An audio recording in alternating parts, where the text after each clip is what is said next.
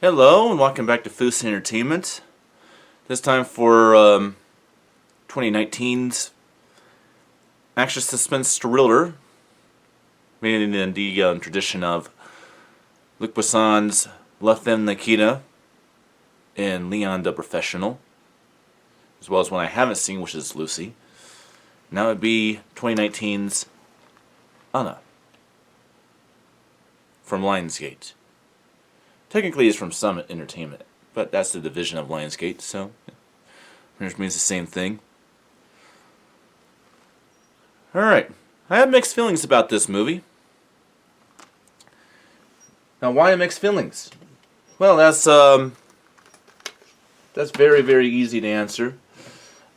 I am a Luc Besson fan. I've been watching Luc Besson's films pretty much my entire life. When I was a child, I remember the TV series La Femme Nikita, which is based off of Luc Besson's breakout movie, Nikita, which is a French movie. And I like a lot of flavor when it comes to international movies, and so it shouldn't become any surprise to any of you that I like Nikita, the original Nikita by Luc Besson in 1991, more than any of his other films. More than The Fifth Element, more than Leon the Professional, more than Lockout, more than Meridian and the City of a Thousand Planets. In my opinion, the definitive Luc Besson movie is Nikita. Here's the plot of Nikita. This right here is just my simple, nice, creative way of discussing my differences with Anna. Here's the plot of Nikita. Druggie and crackhead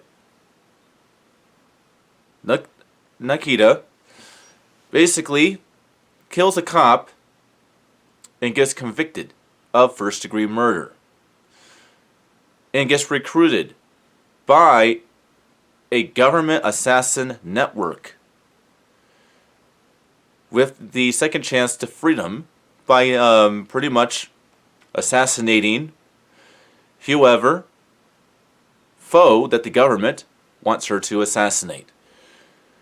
They double-cross her to not give her freedom and try to use her as a tool because she's good at killing people.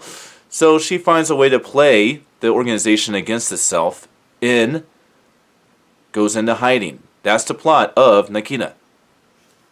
Alright. What is the plot of Anna?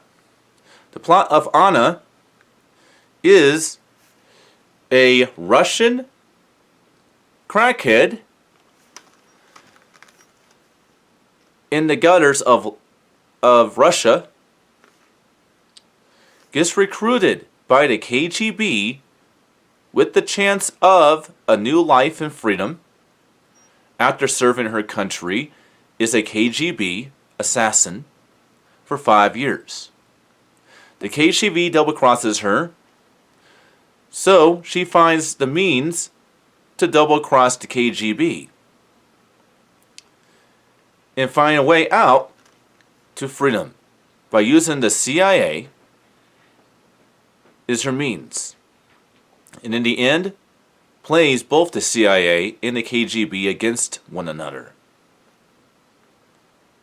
And finds her way out and goes into hiding. Now, you can see now why I have mixed feelings about this movie now, don't you? Because this right here is a cheap knockoff of Luc Besson's original movie, Nikita. The only difference is it's a Russian instead of a French woman. And the circumstances are different. It's not a underground assassins network, but it's a KGB in the CIA being used in this movie. But that's pretty much it. And what's crazy about it is this is written produced and directed by Luc Besson himself. I guess he forgot about his breakout movie. But I'll give you a little trivia on his breakout movie, Nikita, in 1991. He actually married the actress who plays Nikita in that movie. And so he probably, maybe, just on a little levity on the situation, maybe he made Anna to piss off his ex-wife. One thing I find very interesting about Luc Besson is he likes to marry the leading women in his movies and then have scandalous relationships with them. It's funny. But he does that. Maybe he's doing it to this Russian model, Sasha Lass. Very good casting in this movie. You have Sasha Lass, who plays Anna. She also is a character in Viridian and the City of a Thousand Planets. It also stars Luke Evans, who, if they were to cast Luke Evans as James Bond after Daniel Craig, it would bring an end to the diverse demographic groups that are boycotting James Bond, because Luke Evans is a very open gay actor. He's married to a man. But he can pull off heterosexual, that means straight, characters, and you wouldn't even know he's gay. And he's very good at action. And, like myself, he's a very, very charming, sophisticated, and seductive looking man. He was tough as nails and could play the character of James Bond in spades. So, yeah, he's one of the picks I would have to play James Bond. And those are two actors I care most about in this movie that I actually liked. I can say it's very, very cool to see that Luke Evans can stretch a little bit by using a Russian accent. I thought that was very cool. Alright, the quality of the movie. The picture quality, this is the CinemaScope 2.35.1. Let's call it that because I'm a technical way of calling it.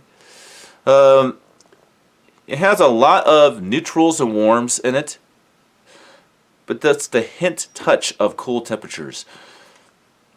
So the inward cinematography is quite good, but it's not like Casino Royale, where you can actually have something like, say, a warm, half the picture warm, and the other half and cool. I don't think any movie can really top that one in cinematography. But I can say I really enjoyed the way that the movie looks. The Dolby Atmos track. This makes up a lot for the disgraceful Dolby Atmos track in Viridian and the City of a Thousand Planets, if you want to talk about Luc Besson. This one does pack a punch. It's not all over the place, obviously, but it does pack a very good punch when it's needed to.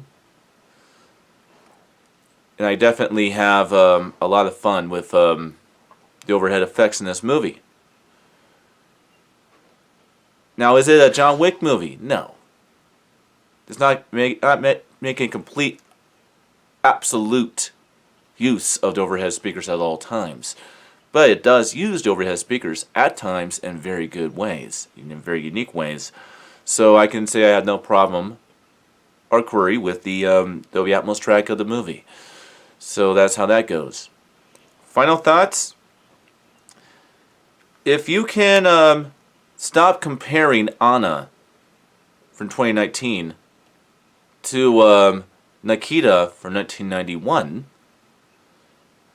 then you will enjoy this movie. It's very action-packed, it's very brutal, it's very bloody. It's very satisfying. It's a good action movie with good action set pieces and so on. But if you're a fan of Nikita, chances are you're going to have the same feelings and opinion of this movie as I did. But I gave it a shot, and I gotta say I did enjoy the movie overall. I just wish it was a lot more original, especially for a Luc Besson film. Which in fact is ripping off one of his other films, and he pretty much did that on his own. But he'd rip off his own movie than the film's creator, right? Well, that's it for today. A few minutes after I finish recording this video, I will have, basically, will be getting onto my computer and publishing my last review. I am back, and this time I'm not lying. This time I really am back. In this difficult times, I think it makes a lot of sense for me to do this. It's a good distraction, and it makes me feel good, and obviously it makes all of you feel good. So, expect to see a lot more of me from now on. Until the next review, I will see you next time.